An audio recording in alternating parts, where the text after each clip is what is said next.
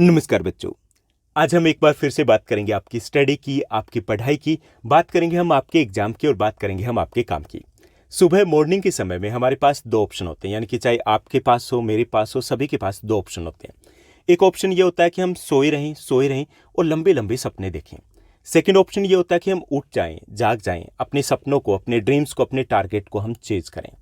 अभी का जो टाइम पीरियड है, एग्जाम से थोड़े दिन पहले का जो टाइम पीरियड है, सबसे इंपॉर्टेंट, सबसे क्रूशियल टाइम पीरियड है। अगर हमें अपने सपनों को चेज करना है, अगर हमें अपने टारगेट को अचीव करना है, तो हमें उठना होगा, हमें जागना होगा, पॉजिटिव वे से हमें आगे बढ़ना होगा। हाँ, एक चीज़ और याद रखनी है कि जब हम टारगेट को अचीव करने के बारे में सोचते हैं, सक्सेस के बारे में सोचते हैं, तो यहाँ पे एक्सक्यूज़ के लिए कोई जगह नहीं होती।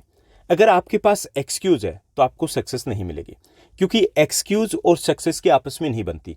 जिस पर्सन के पास बहाने होंगे उसे सफलता नहीं मिलनी है, जिसको सफलता मिलेगी उसके पास बहाने नहीं रहेंगे।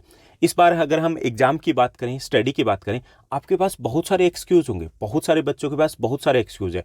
इस बार तो कोविड था, क्लासेस ही नहीं लगी थी, ठीक से पढ़ाई नहीं हो पाई थी, ऑनलाइन कुछ समझ में नहीं आ रहा था। यूट्यूब पे बात करें, कोई ढंग का पढ़ाता ही नहीं है, टीचर का मेरे समझ में नहीं आता, हमारी टीचर तो कुछ करवाती नहीं। मतलब इस टाइप के एक्सक्यूज़ आपने भर रखे होंगे। लेकिन याद रखिए, सक्सेस चाहिए या फिर एक्सक्यूज़ रखने हैं, क्योंकि जो हमारी गाड़ी है उसमें उतना स्पेस नहीं है कि दोनों चीज़ें एक साथ आ जाए। एक ही चीज़ आनी है। आपको क्या करना है? आपको अब एक तो अपना माइंड सेट चेंज करना है, पॉजिटिव वे से हमें सोचना है, और पॉजिटिव वे के साथ सोचने के साथ साथ हमें अपना 100% देना है। यानी कि जितने भी रिसोर्सेज हमारे पास, रिसोर्सेज क्या है? हमारे पास टाइम है। टाइम कितना है? टाइम हमारे पास लिमिटेड है। तो हमें ये पीछे का जो कुछ भी है उसको साफ कर दो, छोड़ दो। जो कुछ हुआ सो हुआ। अब हमें ये सोचना है कि ये जो 25-30 डेज है हमारे पास, या फिर जो एग्जाम डेज है हमारे पास, उन एग्जाम डेज में हमें कैसे स्टडी करनी है कि हम अपने टारगेट को अचीव कर पाए। अल्टीमेट हमारा टारगेट क्या है? हमने जो भी टारगेट सेट किया था वहां तक हमें पहुंचना ना। चाहे वो आपका 90% का है, चाहे वो आपके 95% का है, और वो टारगेट अभी भी अचीवेबल है। यानी कि आप वो अभी भी अचीव कर सकते हो। थोड़ा सा हमें एक प्रॉपर प्लानिंग के साथ आगे जाना होगा। तो आज के इस वीडियो में, इस एपिसोड में हम बात करेंगे कि जो हमारे पास एक लिमिटेड टाइम पीरियड है, कम समय, उसमें हम पढ़ करके कैसे 90-95% का जो टारगेट हमने सेट किया था उस तक हम कैसे पहुंच सकते हैं, किस तरीके से हमें तैयारी करनी है, क्या हमें करना है और क्या हमें नहीं करना है। तो कुछ प्रैक्टिकल सी हम बातें करेंगे, यानी कि हवा हवाई बातें नहीं करेंगे। जो आपके काम की बातें हैं वो हम यहाँ पर डिस्कस करेंगे। तो चलिए शुरुआत करते हैं हम आज के इस एपिसोड की, और बात करेंगे कि कैसे हमें यहाँ पर फोकस करना है और कम से कम समय में पढ़ करके अपने टारगेट को हमें अचीव करना है। तो सबसे पहले हमें चेंज करना है अपने माइंड सेट को। Be positive.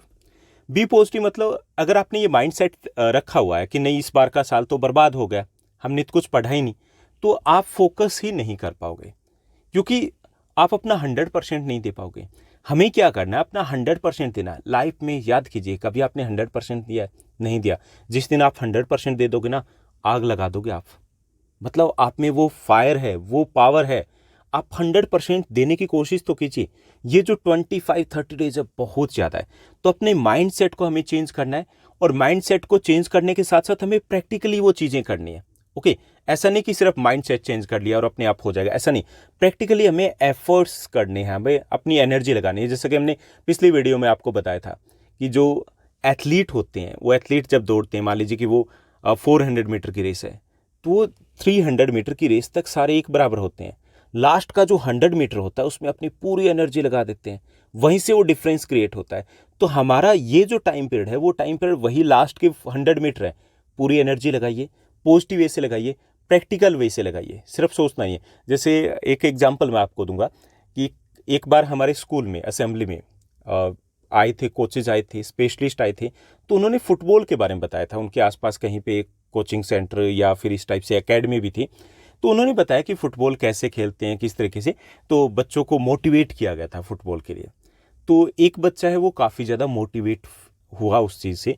वो घर पे पहुंचा, और घर पे पहुंचने के बाद उसने यूट्यूब के ऊपर सर्च किया, इंटरनेट के ऊपर सर्च किया, हाउ टू प्ले फुटबॉल, या जो स्किल्स थी, बेस्ट स्किल्स थी, उससे रिलेटेड वीडियोस को सर्च किया। ओके, तो वो 3-4-5 दिनों तक लगा रहा। उसने वो जो बेस्ट फुटबॉलर थे उनकी स्किल्स को देखा। उसके बाद संडे को जो उनके आसपास का पार्क था, वहाँ पे मैच होते थे, वहाँ पे वो पहुँच गया, और बड़ा कॉन्फिडेंट था कि आज फुटबॉल के मैच में मैं बहुत कुछ करने वाला हूँ। मतलब सब देखते रह जाएंगे, क्योंकि मेरे पास बेस्ट स्किल्स है, क्योंकि जो एक्सपर्ट्स थे, बेस्ट प्लेयर्स थे, उनके टिप्स को वो सुन करके देख करके आ रहा था। जब वो ग्राउंड में गया तो ऐसा कुछ भी नहीं हुआ जैसा कि उसने सोचा था। क्यों नहीं हुआ? क्योंकि उसने सिर्फ देखा था। ये जो चीज़ें होती है वो देने की बात आती है, प्रैक्टिकली बात आती है, कि सिर्फ सुनना नहीं है, हमें वो प्रैक्टिकली करना है। तो पहली चीज़ ये कि आपको सोचना है, आप कर सकते हो तो वो हो जाएगा। क्योंकि कोई भी चीज़ मुश्किल नहीं होती, कोई भी चीज़ आसान नहीं होती। बहुत बार मैं बोलता हूँ, अगर आप मानोगे मुश्किल है तो सब चीज़ें मुश्किल है, अगर आप ये मानोगे कि आसान है तो सब चीज़ें आसान है। आपके मानने के ऊपर, आपके ठानने के ऊपर है। मान लोगे तो हार हो जाएगी, ठान लोगे तो जीत हो जाएगी। 20-25 दिनों में भी आप टॉपर को बीट कर सकते हो, क्लास को टॉप कर सकते हो। तो अपने माइंड सेट को चेंज कीजिए सबसे पहले। सेकेंड चीज़, आपको डोंट टेक स्ट्रेस।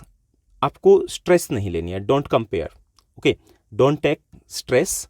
आपको स्ट्रेस नहीं लेनी है, बिल्कुल भी टेंशन नहीं लेनी है, ना ही आपको किसी से कंपेयर करना है।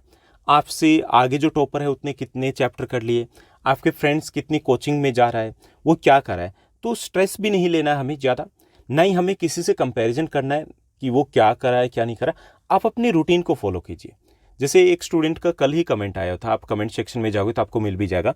उसका ये था कि काफ़ी कोशिश कर ली सर पिछले कुछ दिनों से, मुझसे सुबह उठा ही नहीं जा रहा। किसने बोला सुबह उठने के लिए?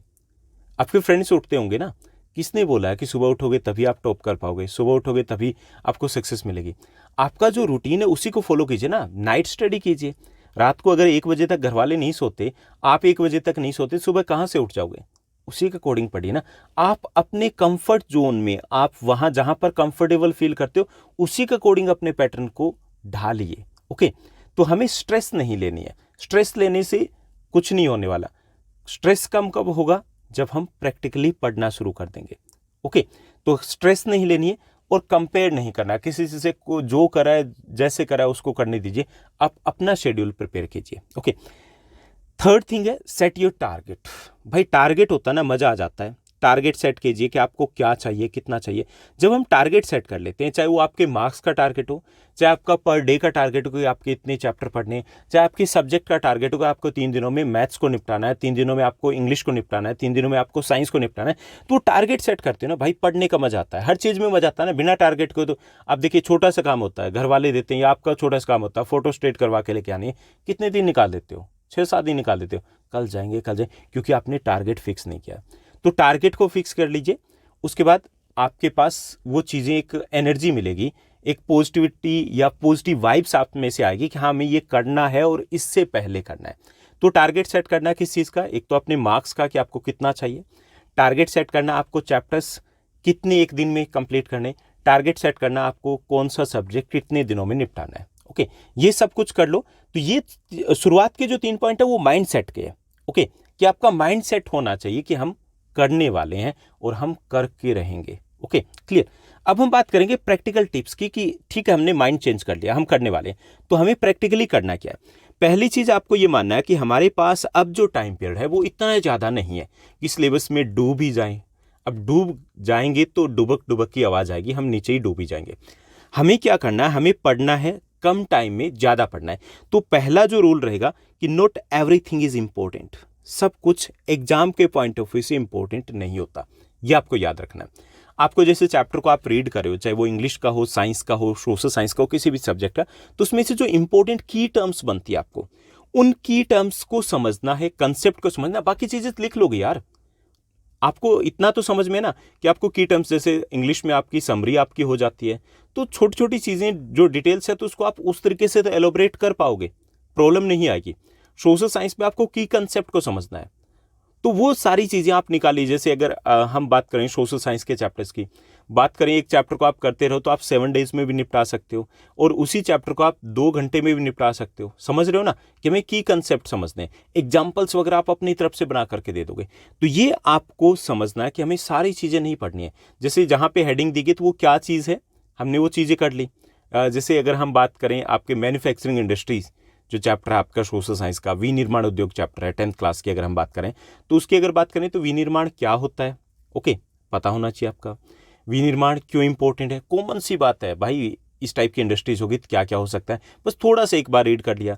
उसके बाद इनका क्लासिफिकेशन, कितनी टाइप की इंडस्ट्रीज होती है, उसके बाद कि ये इंडस्ट्रीज कहाँ पे सेटअप होती है, ये हो गया। और उसके बाद क्या करना है, छोटी छोटी चीज़ें हम करते जाएंगे। जैसे आयरन स्टील इंडस्ट्री है वो छोटा नागपुर प्लेट्यू के आसपास है, क्यों है। कॉटन टेक्सटाइल इंडस्ट्री है वो मुंबई अहमदाबाद के आसपास क्यों है। हुगली जो रिवर उसके आसपास आपकी जूट इंडस्ट्री क्यों। ये इस टाइप के कॉमन क्वेश्चंस है जिसको हमें सिर्फ एक हेडिंग चेक करनी है।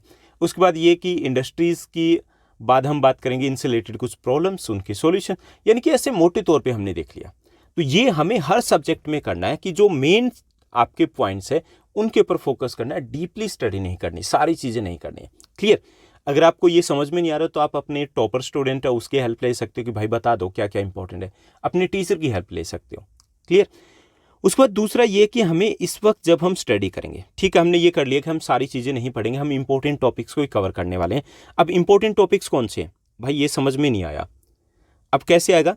इसमें से एक और चीज़ भी है कि आप जैसे प्रीवियस ईयर्स के क्वेश्चन पेपर को उठा सकते हो, लास्ट 2-3 ईयर्स के क्वेश्चन पेपर को उठा लीजिए। जैसे मैंने कुछ सब्जेक्ट्स के डाल रखे हैं कि most important questions of the chapter. अब वो मोस्ट इंपॉर्टेंट क्वेश्चंस कौन से, वो क्वेश्चंस जो आपके रिपीट होते रहते हैं, तो उन क्वेश्चन से आपको आइडिया लग जाता है कि भाई ये टॉपिक तो आएगा, पिछली बार आ चुका है, 2 बार आ चुका है, तो उन टॉपिक्स के ऊपर हमें फोकस करना है। ओके, ये हो गया। उसके बाद ये कि हम जब स्टडी करेंगे तो ओपन माइंड अप्रोच को फॉलो करना है। ओपन माइंड अप्रोच ये होता है कि जैसे आपने विनिर्माण उद्योग, जो हम अभी बात करेंगे मैन्युफैक्चरिंग इंडस्ट्रीज, उसको हमने पढ़ा, तो हमें ये सोचना है कि ये 2 मार्कर में आएगा, 3 मार्कर में आएगा, तो हम लिखेंगे कैसे। तो अपने माइंड को खोल के रखना कि अच्छा इसमें यह है ना विनिर्माण, तो यह आ जाएगा और हम 1-2 एग्जाम्पल दे देंगे। अच्छा अगर ये आ गया कि हुगली के आसपास ही जूट पटसन इंडस्ट्री क्यों है, तो हम अपने माइंड को सोच के रखेंगे भाई ये 6-7 पॉइंट लिख देंगे। क्लाइमेट हो गया, वाटर हो गया, रॉ मटेरियल हो गया, लेबर अवेलेबल है, ट्रांसपोर्ट फैसिलिटी अवेलेबल है, पोर्ट हो गया, बस ऐसे माइंड में रखो कि अगर इस टाइप का क्वेश्चन आएगा तो लिखेंगे कैसे। तो जब हम पढ़ेंगे तो वो माइंड में सेट करना है कि कैसे हमें इसको लिखना है। जैसे कोई क्वेश्चन टफ आ रहा है, आपको लग रहा है भाई इसमें तो बात नहीं बनेगी, 5 मार्कर के अकॉर्डिंग तो याद ही नहीं हो पा रहा है, डेफिनेशन याद हो पा रही है, बस इतना याद हो पा रहा है, तो उसमें क्या करोगे आप माइंड सेट कीजिए कि हम इसमें कोई डायग्राम ऐड कर सकते हैं, चाहे सोशल साइंस हो, साइंस हो, तो कैसे हम इसको 5 मार्कर की तरफ लेके जाएंगे। तो वो सारी चीज़ें हमें ध्यान में रखनी है कि जैसे कोई कंसेप्ट है, कोई चैप्टर है, उसकी आपने इंग्लिश में समरी कर ली, जस्ट समरी कर ली क्योंकि आपके पास टाइम इतना ही है, तो समरी कर ली। तो अपने माइंड में रखिए कि अगर कोई भी क्वेश्चन आए तो उस क्वेश्चन को शुरुआत में हमें कुछ इस तरीके से मोड़ना है, आगे हम उस समरी को एडजस्ट कर पाएंगे। कैसे करेंगे वो आपको पढ़ते हुए ध्यान में रखना है। ठीक, तो ये आपको रखना है। तो इससे भी आपकी स्टडी है उसमें हम कम पढ़ेंगे लेकिन क्लियर रहेगा कि हमें कैसे लिखना है, क्या लिखना है, स्कोर बेटर आपका हो पाएगा। उसके बाद है हमें स्टार्ट कैसे करना है। जब भी हम चैप्टर को पढ़ेंगे तो एनसीईआरटी की एक्सरसाइज प्लस जो आपके प्रीवियस ईयर्स के क्वेश्चन पेपर है उनके साथ स्टार्ट कीजिए। उनके साथ स्टार्ट मतलब सोल्व नहीं करना। जैसे आप मान लीजिए चैप्टर को स्टार्ट कर रहे हो आप, चाहे वो साइंस का कर रहे हो किसी भी चीज़ का, तो उसमें एनसीईआरटी का एक्सरसाइज के साथ जाइए, क्योंकि बहुत सारे क्वेश्चंस तो इस बार एटलीस्ट, वैसे हर बार ही होता है कि आपके एनसीईआरटी की एक्सरसाइज में से ही उठाए जाते हैं बहुत सारे क्वेश्चन। तो एज इट इज आपको क्वेश्चन ध्यान में आ गया। दूसरा ये कि आपको एक माइंड में ये चीज़ें रहेगी कि किस टाइप के क्वेश्चन इस चैप्टर में से रहेंगे। क्लियर, चाहे वो प्रीवियस ईयर्स के क्वेश्चन पेपर है तो उससे भी आइडिया हो जाएगा किस टाइप के क्वेश्चन रहने।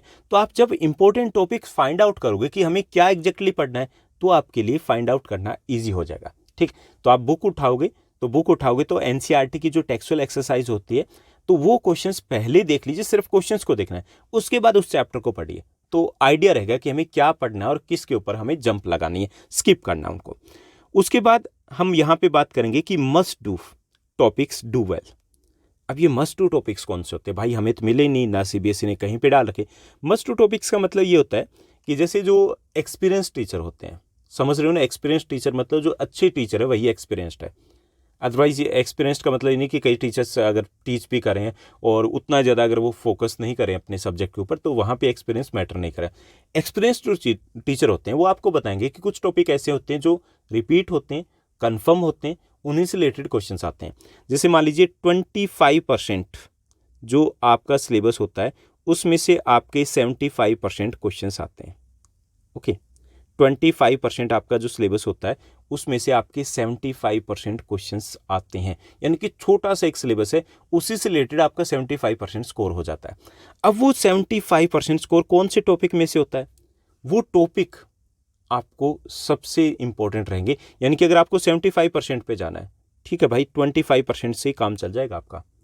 वो टॉपिक आपको फाइंड आउट करना है, अपने टीचर से पूछिए, वो आपको बता देंगे। जैसे आप मस्ट डू की बात करते हैं, तो मैंने भी जो मोस्ट इंपॉर्टेंट क्वेश्चंस या फिर जब चैप्टर डिस्कस किए तो उसमें भी डिस्कस किया कि ये टॉपिक आपके रहेंगे इंपॉर्टेंट, इसमें से एक क्वेश्चन तो बनेगा, इसमें से 5 मार्कर क्वेश्चन बनेगा। मैंने सारी डिटेल में, जब चैप्टर को डिटेल में दिया तब भी डिस्कस किया, मोस्ट इंपॉर्टेंट दिए तब भी मैंने यही चीज़ें फोकस किए कि ये टॉपिक ऐसा है कि इसमें से क्वेश्चन बनेगा, इस चैप्टर में से 5 मार्कर बनेगा तो यहीं से बनेगा। तो वो जो 25% है उन टॉपिक के ऊपर फोकस कीजिए, बाकी टॉपिक के ऊपर उतना फोकस नहीं करना है। जो मोस्ट इंपॉर्टेंट नहीं तो वहाँ पे हमें फोकस ही नहीं करना है, तो वो भी आपको करना है, वो फाइंड आउट कर लीजिए। ओके, अदरवाइज आप मुझे कहोगे तो मैं आपको अवेलेबल करवा दूंगा। उसके बाद अब वन शॉट वीडियोस, इस वक्त जब आप रिवाइज करोगे तो वन शॉट वीडियोस है, उनके थ्रू आप चैप्टर को करने की कोशिश कीजिए। वन शॉट वीडियो मतलब जैसे 1 घंटे का हो सकता है, 2 घंटे का मैक्सिमम हो सकता है, 1.5 घंटे का हो सकता है, ये नहीं कि 20-25 मिनट वाला है। जैसे साइंस में, सोशल साइंस में अगर 20-25 मिनट के छोटे छोटे वीडियोज़ अगर देख रहे हो चैप्टर के लिए तो काम के नहीं रहेंगे। पूरा वन शॉट वीडियोज़ या फिर वो पार्ट्स में है तो भी वो 1-1.5 घंटे में चैप्टर कवर हो रहा है, तो उससे कंसेप्ट कवर हो जाएंगे। 2 दिनों में आपका पूरा सिलेबस कवर होता है एक सब्जेक्ट का, तो उनसे भी आप करोगे तो थोड़ा सा वो चीज़ें जब आप क्लास में फोकस नहीं किया, कोचिंग आपने नहीं ली, तो यहाँ पे कवरअप हो जाएगी, क्योंकि अब आप पॉजिटिव माइंडसेट के साथ बैठे हो। तो आपको करना है। 9th जो हमारा रहेगा इंपॉर्टेंट टॉपिक कि हमें माइक्रो नोट्स बनाने हैं साथ साथ। माइक्रो नोट्स मतलब जैसे आप वीडियो देख रहे हो तो अपने हाथ को चलाते रहिए, उसमें से की पॉइंट्स लिखते रहिए। अगर आप मोस्ट इंपॉर्टेंट क्वेश्चंस की वीडियोस देख रहे हो तो कुछ की पॉइंट्स आप नोट करते रहिए। तो उसके बाद क्योंकि टाइम पीरियड ये पहले रिवीजन के लिए भी आपके पास कम है, सेकंड में और कम रहेगा आपके पास, तो उसमें आप की पॉइंट्स को देख करके याद कर पाओ, तो वो भी बहुत इंपॉर्टेंट रहेगा कि आप कम टाइम में ज़्यादा सिलेबस को कवर कर पाओगे। क्योंकि जब आप पहली रिवीजन कर रहे हो, फास्ट कर रहे हो, सेकंड रिवीजन है तो एक चैप्टर को आप 20 से 25, 30, 35 मिनट में कर पाओगे मैक्सिमम। तो ये हमें ध्यान रखना है। अगर इस वे से आप करोगे तो आपका सिलेबस अब बहुत फास्ट तरीके से होगा। हम इन डेज में 2 रिवीजन आराम से मार सकते हैं 20-25 दिनों में। उम्मीद करता हूँ कि आज की ये वीडियो है ये भी आपके लिए काफ़ी हेल्पफुल रही होगी। अगर आपको ये वीडियो अच्छी लगी तो इस वीडियो को लाइक और शेयर जरूर कीजिएगा। और हाँ, 2 दिन पहले आपके साथ एक और वीडियो, एक बहुत इंपॉर्टेंट वीडियो शेयर की थी कि इस वक्त डिस्ट्रैक्शंस बहुत ज़्यादा है, पढ़ने में मन नहीं लग रहा है, मोबाइल फ़ोन है उससे पीछा नहीं छूट रहा है, मोबाइल की तरफ अपने आप हाथ चले जाते हैं, उसके बाद इंस्टाग्राम आ जाता है, इंस्टाग्राम के बाद मौज आ जाता है, यूट्यूब आ जाता है, दिन चला जाता है, फिर सोचते हैं कि भाई कल से पक्का पढ़ेंगे। कल के चक्कर में आपके 2 महीने निकल चुके हैं। तो हम पढ़ाई में मन कैसे लगाएं, प्रैक्टिकली तरीके से आपको बताया कि मोबाइल को कैसे हम कंट्रोल में रखें, कैसे हम स्टडी के ऊपर फोकस करें, तो वो चीज़ें मैंने इस वीडियो में डिस्कस किए। तो अगर आपने इस वीडियो को नहीं देखा तो वीडियो सेक्शन में जाइएगा, तो वहाँ पर आपको ये वीडियो मिल जाएगा। आज के लिए बस इतना ही। Thank you, bye bye, have a nice day.